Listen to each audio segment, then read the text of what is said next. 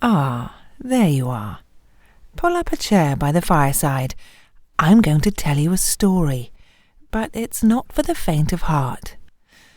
My name is Julia Norton, and you're listening to Dark and Twisty Tales, a weekly telling of the lesser-known and more grisly folk stories and fairy tales. Are you sitting comfortably? Then I shall begin. Once upon a time there were two kings' daughters who lived in a bower near the bonny mill dams of Binnorie, and Sir William came wooing the elder and won her love, and plighted troth with glove and with ring.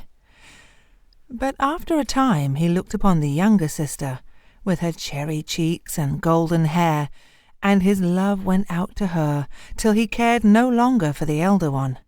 So she hated her sister for taking away Sir William's love, and day by day her hate grew and grew, and she plotted and she planned how to get rid of her. So one fine morning, fair and clear, she said to her sister, "Let us go and see our father's boats come in at the bonny mill stream of Binnorie." So they went there hand in hand, and when they came to the river's bank, the younger one got upon a stone to watch for the beaching of the boats, and her sister, coming behind her, caught her round the waist and dashed her into the rushing mill stream of Binnorie. "Oh, sister, sister, reach me your hand," she cried as she floated away, "and you shall have half of all I've got or shall get." "No, sister, I'll reach you no hand of mine, for I am the heir to all your land. Shame on me if I touch her hand that has come twixt me and my own heart's love." "Oh, sister, sister, then reach me your glove," she cried as she floated further away, "and you shall have your William again." "Sink on," cried the cruel princess. "No hand or glove of mine you'll touch. Sweet William will be all mine when you are sunk beneath the bonny mill stream of Binnorie." And she turned and went home to the king's castle. And the princess floated down the mill stream, sometimes swimming and sometimes sinking, till she came near the mill. Now the miller's daughter was cooking that day and needed water for her cooking, and as she went to draw it from the stream, she saw something floating toward the mill dam, and she called out, "Father, father, draw up your dam, there's something white, a merry maid or a milk-white swan coming down the stream." So the miller hastened to the dam and stopped the heavy, cruel mill wheels. And then they took out the princess and laid her on the bank. Fair and beautiful she looked as she lay there. In her golden hair were pearls and precious stones, and you could not see her waist for the golden girdle, and the golden fringe of her white dress came down over her lily feet. But she was drowned. And as she lay there in her beauty, a famous harper passed by the mill dam of Binnorie and saw her sweet pale face, and though he travelled on far away, he never forgot that face. And after many days he came back to the bonny mill stream of Binnorie. But then all he could find of her, where they had put her to rest, were her bones and her golden hair. So he made a harp out of her breastbone and her hair, and travelled on up the hill from the mill dam of Binnorie till he came to the castle of the king, her father. That night they were all gathered in the castle hall to hear the great harper, king and queen, their daughter and son, Sir William and all their court. And first the harper sang to his old harp, making them joy and be glad, or sorrow and weep, just as he liked. But while he sang, he put the harp he had made that day on a stone in the hall, and presently it began to sing by itself, low and clear. And the harper stopped, and all were hushed. And this is what the harp sung. "Oh, yonder sits my father the king, Binnorie, oh, Binnorie. And yonder sits my mother the queen, by the bonny mill dams of Binnorie. And yonder stands my brother Hugh, Binnorie, oh, Binnorie. And by him my William false and true, by the bonny mill dams of Binnorie. Then they all wondered, and the harper told them how he had seen the princess lying drowned on the bank near the bonny mill dams of Binnorie, and how he had afterwards made his harp out of her hair and breastbone. Just then the harp began singing again, and this is what it sang out loud and clear.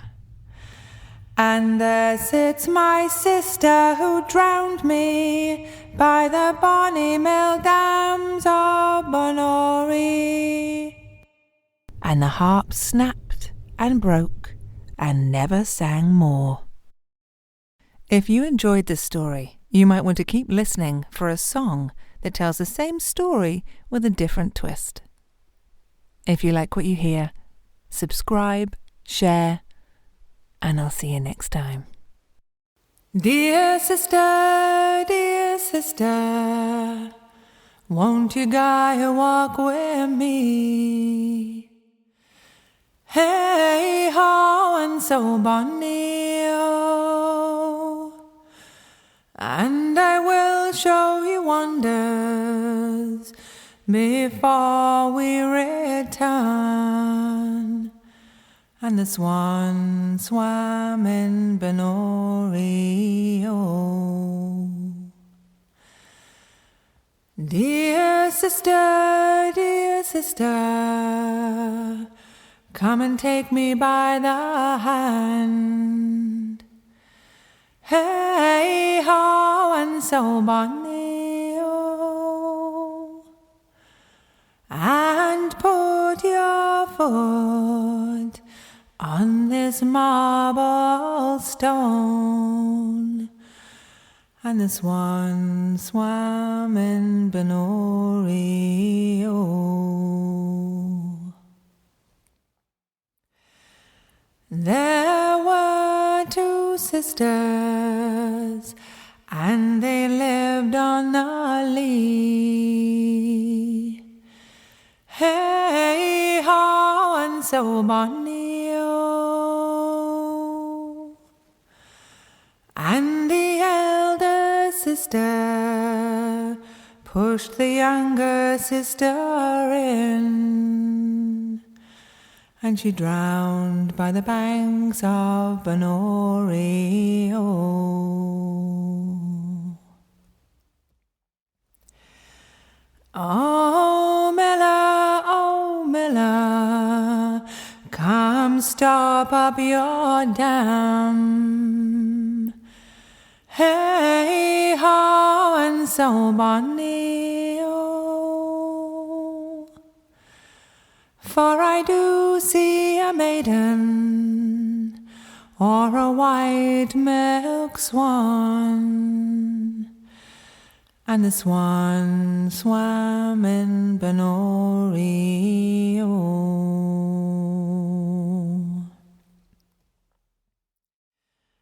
So the miller he hastened, and he stopped up his dam.